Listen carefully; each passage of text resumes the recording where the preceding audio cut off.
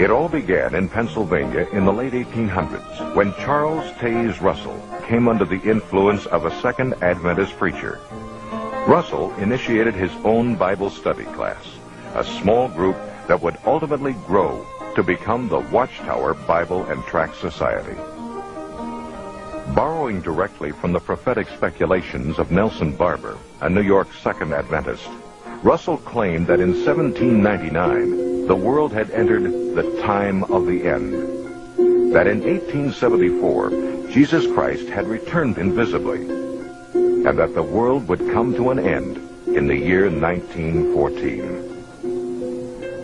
In 1879, Russell, then 27 years of age, was so passionately convinced these prophetic dates were given by God that he sold his prosperous clothing business and struck out in a new direction.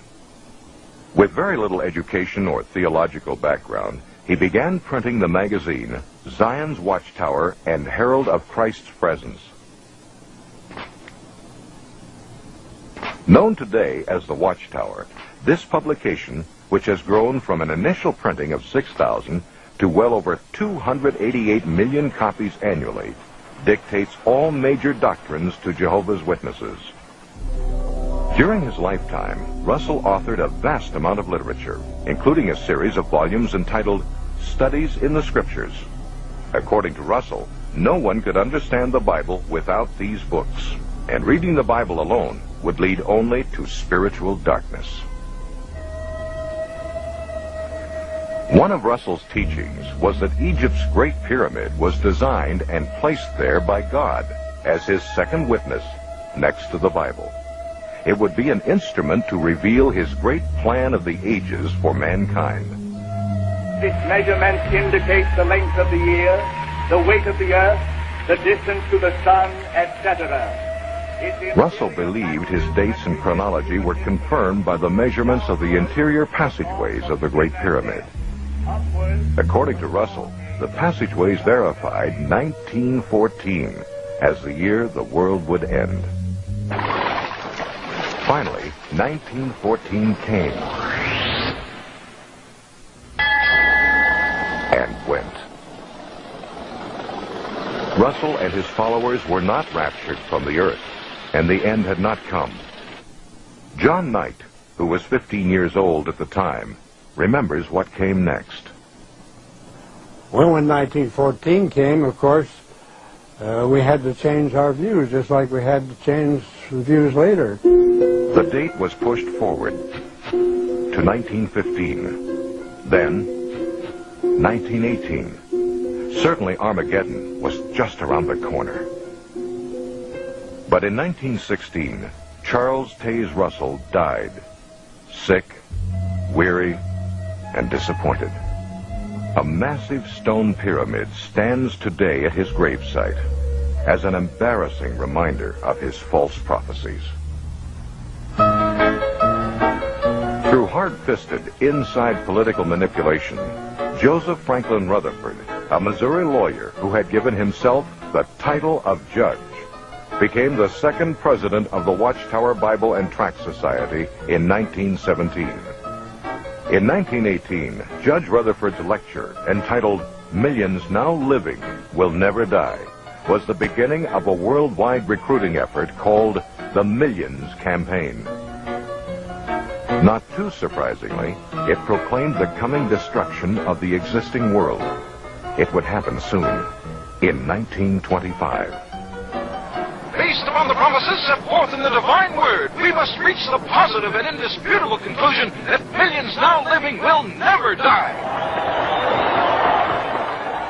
In 1920, the Millions book was published. In it, Rutherford claimed the Bible proved that in 1925, Abraham, Isaac, Jacob, and other faithful men of old were to be resurrected, to rule henceforth as princes on the new paradise earth.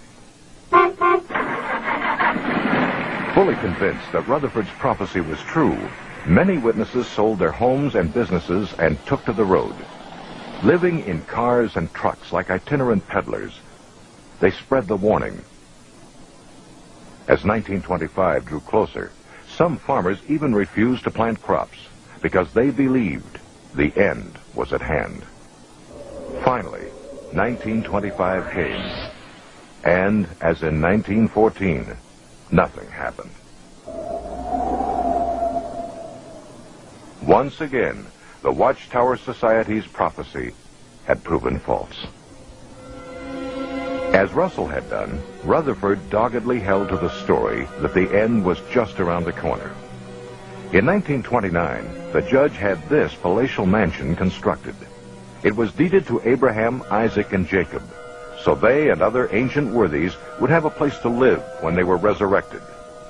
Located in an exclusive district of San Diego, it was given the name Beth Sarim, Hebrew for House of the Princes.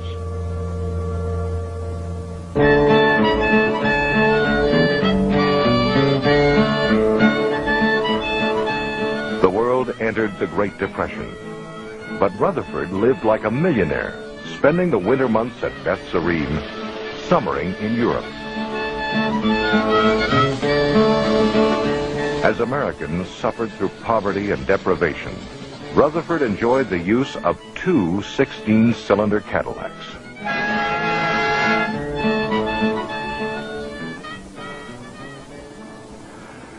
Under Rutherford, the Watchtower Bible and Tract Society became a well-oiled corporation. New books, literature, and tracts poured forth in a flood to be sold door to door by faithful witnesses. He drove his followers to labor hard for the Lord. He advised young couples not to marry, but to put all their energies into proclaiming the kingdom. Even portable phonographs were utilized at the doorstep. Because the people have been induced to believe that Christianity and religion are the same thing. Around the world, zealous witnesses paraded in front of churches on Sunday mornings, bearing placards with the slogan, "Religion is a snare and a racket."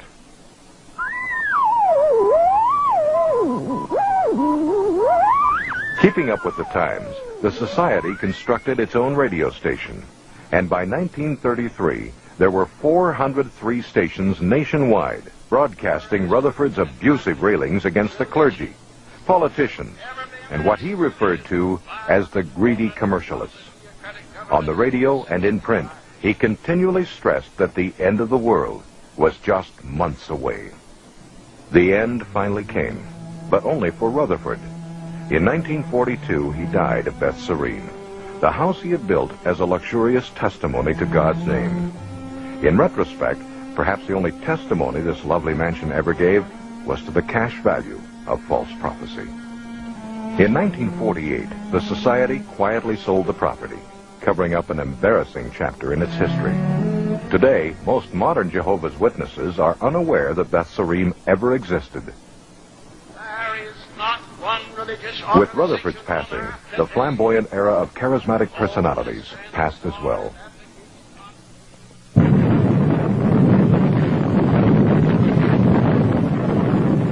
Today, fueled by the anxieties of a nuclear age, the Watchtower Society is a multinational corporate giant, spreading its new message of doom to every corner of the globe.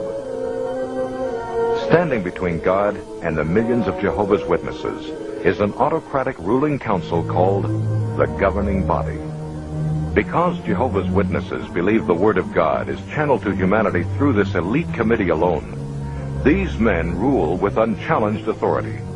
Every witness is subject to their dictatorship, from the cradle to the grave.